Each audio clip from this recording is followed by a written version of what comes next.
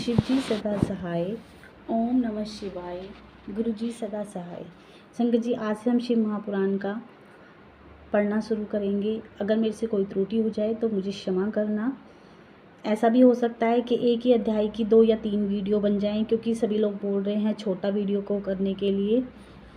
तो अगर मेरे से गलती हो तो मुझे माफ़ करना। आज हम शिव महापुराण के महत्व को और चंचुला की कथा का वर्णन करेंगे। जय गुरु जी। ओम नमः शिवाय। श्री शिव महापुराण का महत्व। शौनक आदि ऋषियों ने सूत जी से एक बार शिव महापुराण सुनाने का आग्रह किया। सूत जी ने ऋषियों से कहा, आप सब धन्य हैं जो आपके हृदय में शिव जी की कथा सुनने की इच्छा जागृत हुई है। इस शास्त्र का वर्णन भगवान शिव ने अपने ही श्री मुख से श्री संत कुमार से किया था, इसलिए इस शिव पुराण भी कहते हैं। इसके पठन और मनन और इसके पढ़ने से कलयुगी मनुष्य का मन शुद्ध हो जाता है तथा शिव पद की प्राप्ति हो जाती है। जो फल दान एवं यज्ञों के करने से प्राप्त होता है, वही फल शिव पुराण के श्रोताओं को प्राप्त हो जाता है। इस ग्रंथ की 7 संहिताएं हैं, जो इस प्रकार हैं। पहली विदेश्वर, दूसरी रुद्र, तीसरी शंतरुद्री, चौथी कोटि रुद्री, 5वीं उमा संहिता, 6ठी कैलाश संहिता और 7वीं वायु संहिता।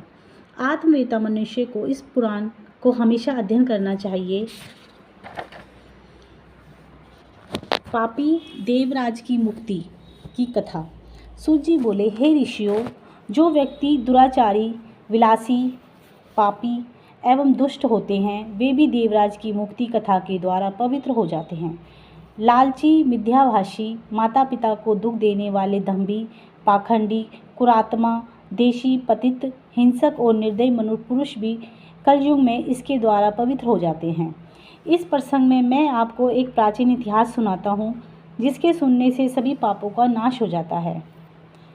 संगत जी, एक ये कथा है पापी देवराज की, जिसको सिर्फ सुनने मात्र से हम लोगों के बहुत सारे पापों से हमें मुक्ति मिल जाती है। तो कृपया कर ध्यान से सुने। किरात नगर में एक ब्राह्मण रहता था, जो बहुत ही दुराचारी और दरिद्र था। वह धर्म और वेदों से विमुख था। वह इतना गिरा हुआ था कि वह स्नान तक नहीं करता था। उसके अधर्म से बहुत सा धन एकत्र कर लिया था। वह एक बार एक तालाब पर नहाने के लिए गया। उसी समय वहाँ एक वेश्या भी आई, जिसका नाम शोभावती था। वह उस वेश्या को देखकर उसकी ओर आकर्षित हुआ। वह वेश्या भी उसे देखकर परम प्रसन्न हुई। वे दोनों चिरकाल तक विहार करते रहे। ब्राह्मण के माता पिता ने बार बार उसे समझाया, परंतु उसने माता पिता की बातों पर ध्यान नहीं दिया। उस उद्धम ब्राह्मण ने एक दिन ईर्ष्यावश रात्रि में अपने माता पिता व पत्नी का वध कर दिया और उसकी समस्त संपत्ति वेश्या को दे दी। देवयोग से एक दिन वह प्रतिष्ठापुर में आया। उसने वहाँ एक शिव मंदिर देखा, जिसमें अनेक साधु महात्मा एकत्र थे। वह ब्राह्मण अचानक वहाँ बीमार हो गया। बीमारी की अवस्था में ही उस ब्राह्मण के मुख से शिवजी की परम पवित्र कथा सुनी। बीमारी मतलब जब वो बीमार था तो वहाँ लेटे हुए उसने बीमारी की अवस्था में ही शिव महापुराण की कथा सुनी, जिससे देवराज नामक वह ब्राह्मण 1 मास के बाद मर गया। यमदूत उसे यमपुरी ले गए। उसी क्षण शिवलोक में शिवजी के दूत रुद्राक्ष धारण किए त्रिशूल लेकर यमलोक में पहुँचे। उन्होंने देवराज ब्राह्मण को यमदूतों से छुड़ाकर विमान पर सवार होकर कैलाश को चल दिए। यमपुरी में कोलाहल मच गया। शोर को सुनकर यमराज स्वयं पधारे और शिवजी के 4 दूतों को देखकर उनकी पूजा की। धर्मराज अपने ज्ञान चक्षु द्वारा सब कुछ जान गए थे। शिवजी के दूतों ने ब्राह्मण को लेकर दया के सागर शिवजी के सम्मुख उपस्थित किया। हे मुनिवरों, शिवजी की यह कथा परम पवित्र है, जिसके सिर्फ सुनने मात्र से महापापी ब्राह्मण देवराज भी मुक्ति पा गया। इस प्रकार शिव पुराण की कथा का विधिपूर्वक सुनने से अमर फल की प्राप्ति होती है। संगत जी, बहुत बड़े बड़े ज्ञानी महाज्ञानी ये बोलते हैं कि सिर्फ शिव महापुराण में भी लिखा है कि शिव महापुराण के सिर्फ सुनने मात्र से हमारे बड़े से बड़े पापों से हमें मुक्ति मिल जाती है और मरने के पश्चात हमें यमदूत नहीं शिव के गण लेने आते हैं। जय गुरु जी। चंचुला की कथा। वाशकाल नाम का एक गांव था, जो समुद्र तट के पास स्थित था। उस ग्राम के निवासी स्त्री पुरुष सब दुष्ट प्रकृति के एवं पाप बुद्धि के थे। मनुष्य पशुवर्ती वाले और स्त्रियां व्याभिचारिणी प्रकृति की थी। उस गांव में एक ब्राह्मण रहता था, जिसका नाम बिंदुक था। उसने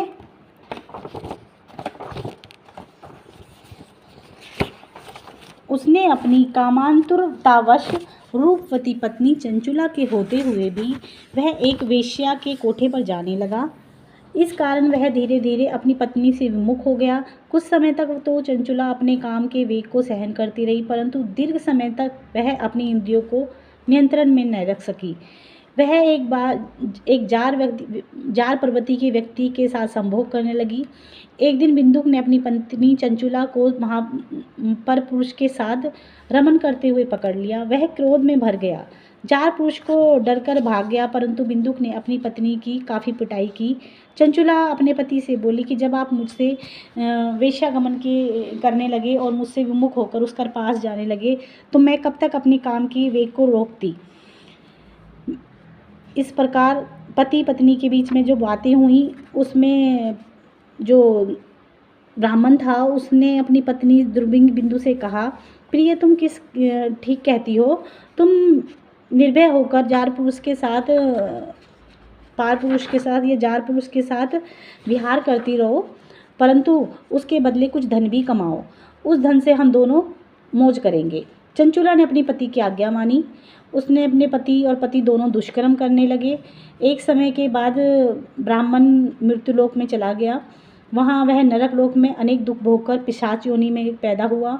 अचानक इसके बाद चंचुला भ्रमण करती हुई गोकर्ण क्षेत्र में पहुंची। वहां उसने मंदिर में एक पंडित जी को शिव महापुराण कथा का सुनाते हुए देखा। वह दत्चित होकर कथा सुनने लगी।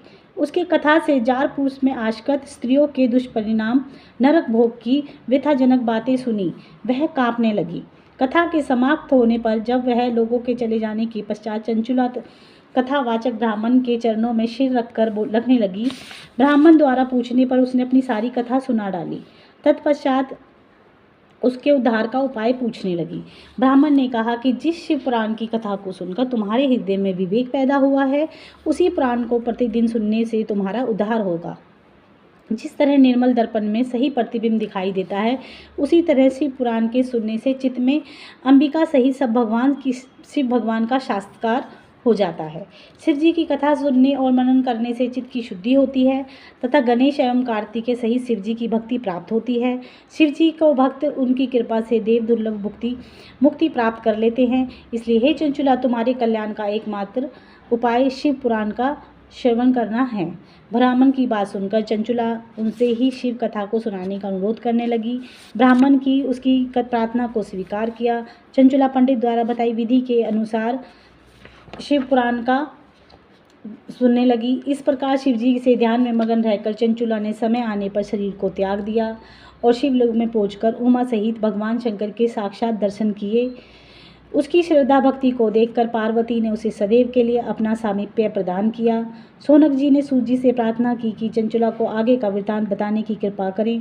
सूत जी ने कहा, हे मुनिश्रेष्ठ, चंचुला ने अपनी निश्चल भक्ति द्वारा भगवती पार्वती माता को प्राप्त किया है। एक दिन चंचुला ने भगवती माता से अपने पति के संबंध में जिज्ञासा प्रकट की तो भगवती माता ने उसे बताया कि बिंदुक नरक में पड़ा है और बहुत सारी यातनाएं भोग रहा है, पिशाच योनि में कष्टप्रदित जीवन व्यतीत कर रहा है। यह सुनकर चंचुला उदिन हुई। वह भगवती पार्वती से विनयपूर्वक अनुरोध करने लगी कि मेरे पति का उद्धार की याचना बताएं।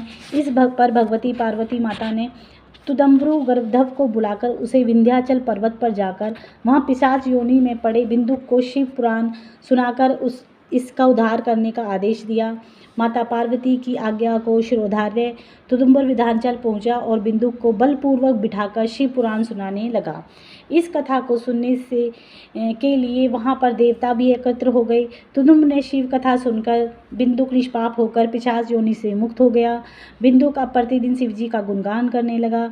भगवान शंकर ने उसकी अचल भक्ति देखकर उसे अपना गण बना लिया। जय गुरु जी। ओम नमः शिवाय।